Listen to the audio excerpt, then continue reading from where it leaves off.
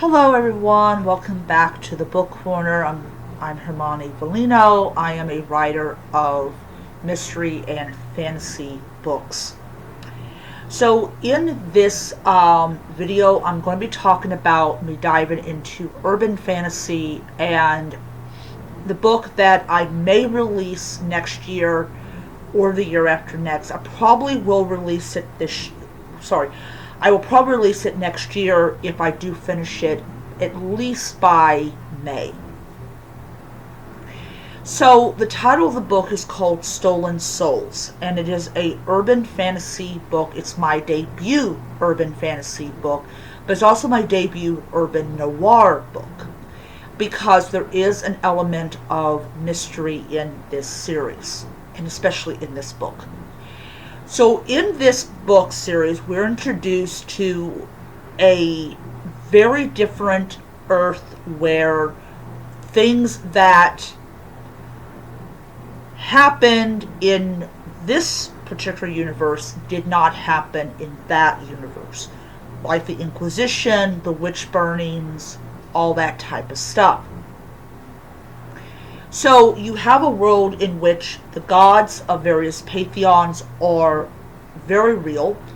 And the thing is, people have to understand about when you talk about pantheons from all these different cultures being real is you don't actually have to mention them by name. You're just implying that all the mythologies are real. So, in my book series, I'm going to be focusing mainly on the Egyptian, the Norse, the Greek, the Roman, and the Celtic 5. I'm not going to be going outside of that particular area. Now, the only exception to it is going to be Baba Yaga, but she appears much later on down the road, and all that. So, in this world, you have a woman called Diane Greystone, and she is part of a very powerful family of magical users. There's also this written rule that all witches, necromancers, all that, they are in some kind of form or fashion, they are vegetarian, because they don't consume anything that actually has a life force. And the only exception to that rule that some families take are fish. They actually do consume fish, but they do not consume beef, pork, veal, anything. The only what I would call meat source would be, of course, your fish. They also eat plant-based products and things like that. They also, one of the things that they also consume is a kind of shake that gives them the nutrients that they need. It's kind of like a potion, but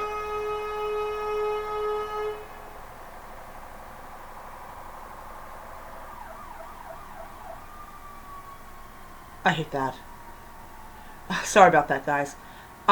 It's basically it's a much more like it's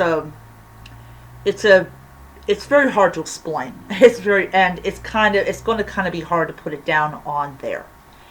So Diane is a necro witch. She is one of 11 in her family, which includes her nieces, her cousins, and I believe it's going to be like a couple of her uncles got married, and so like there's necro witches as well. So she is not the only one in her family that does this. She's the only one in her family that works for the police department as their necro witch. So there's like 2 necro witches. One works during the day, the other one works at night. All necro witches are devotees of the goddess Hecate because of the fact that they are connected to the dead and all that. So you could say that she's a Hecate witch, but um,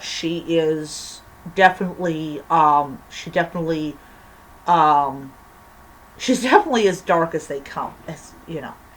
How dark she gets is dependent on me as the author. So we have werewolves, we have vampires, we have magical users, we've got polytheists, um, we got all this. Now, for people that may want to know, is there Christianity in this book? Because people always want to know. Okay, if there's gods and they got devotees, and they got devotees by the thousands and by the millions, is there Hinduism, Buddhism? There is. And they are pretty big. But as far as Christianity is concerned, it's more of a small group of people. It's not as widespread, and it's not as prevalent. So you don't have like people get upset about prayer in public school and all that type of stuff or whatever. You don't have that kind of environment. So my world is urban fantasy, and it has all these little things in it. So, I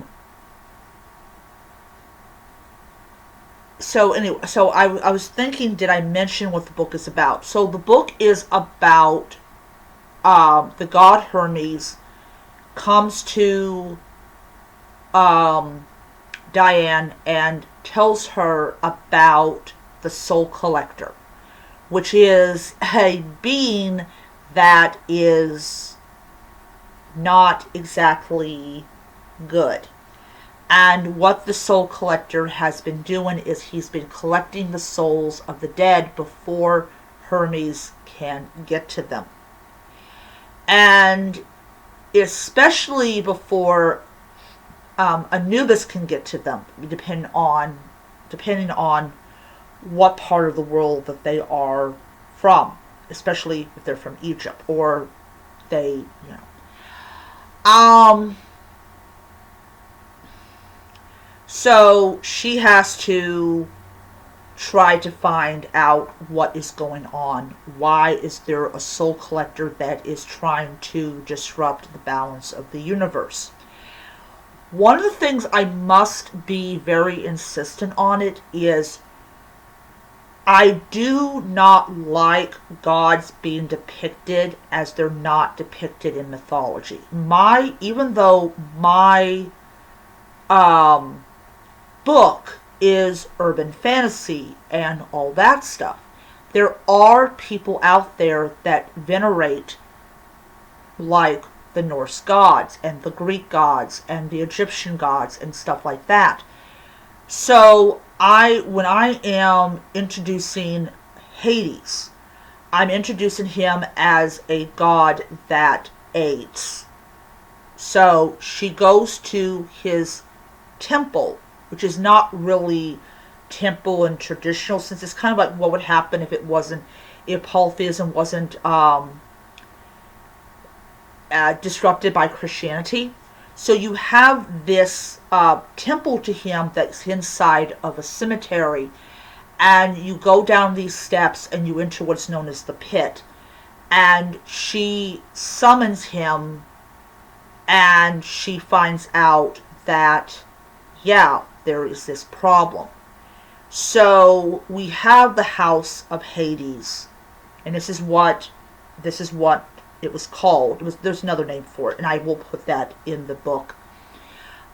So her and Hades are actually going to team up to try to find out what is going on. Now, there's something that most people are probably going to wonder. And this is because of the common practice of cultural appropriation and stuff like that. So, so, in my book, in my world, I make it very clear that the people that Anubis is worried about are people that were the people that have cultural connection to Egypt, uh, hereditary connection to Egypt. These are the people that are primarily venerators and worshippers of the gods. However, there is going to be a section in the book that's really going to piss off Afrocentric Kemetics. The words of the goddess Isis or Aset, saying point blank, I don't care what skin color the devotee is. All I care about is the devotional offering. So it's kind of like the gods saying, this is our position on who can worship us and who cannot. So there you go. So there will be no Chinese or Japanese deities. No Kuan Yin. No Buddha. Because I don't know that much about the religion. I'm not going to be diving into Aztec, Inca, or Mayan deities, and I definitely am not going to dive into Native American deities, or Native American practices, or none of that type of stuff.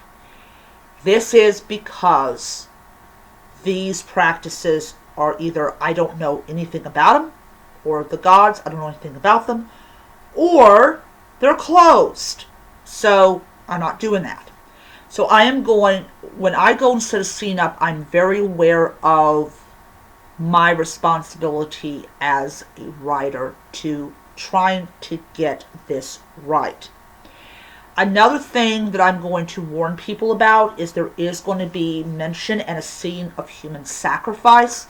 People don't like this stuff in books, but this is my world and I choose to put it in there. And the reason for this is human sacrifice was something that historically was connected to cultures that had not embraced animal sacrifice or didn't consider animal sacrifice to be important. I might be wrong about that. But what is important to realize is that the laws around human sacrifice is that the person being sacrificed must be willing and all that. The huge difference between the gods that I put on my paper and historically what they have been viewed as is, yes, the Celts did practice human sacrifice in my book, and they do that not all the time. I don't have it in every single chapter, but I do have it at least a total of 4 times in the book. So 4 times human sacrifice will be either mentioned or performed. Another thing that I am also going to be talking about or writing down in the book is the art of mummification. There is these giant places in these cemeteries that are for the purpose of mummification and all that. Another interesting thing about my world is this. You have statues, and just like in normal history, in my world, there was the Civil War. So it's interesting, funny thing is when they go to try to tear down a statue, the statue actually comes to life and starts slaughtering the people that are there. This is because Confederate enchanters put these charms and spells on it. And I know people are going to be upset about that. Tough luck. It's my book. It's an urban fantasy book. It's not real. even though it's set in the real world. But yes. Yeah, I see, I know y'all ain't gonna like that. Be like, oh my god, the statues come to life and kill people. Oh no, that's so bad. Um, there is a lot of stuff in this world that makes urban fantasy what it is. And it is my job as a writer to put these little kind of things into it. Um, but yes, statues do come to life if you have tripped some kind of alarm, or it can sense your ill intentions. Um, but yes. So, anyways, so it may come out next year, depending on when I finish the book. If I finish the book after June, I will probably go ahead and probably publish it in 2025. I don't know. But we'll see what happens. So, yeah. So I hope you guys enjoyed the video, and I will see you guys next time.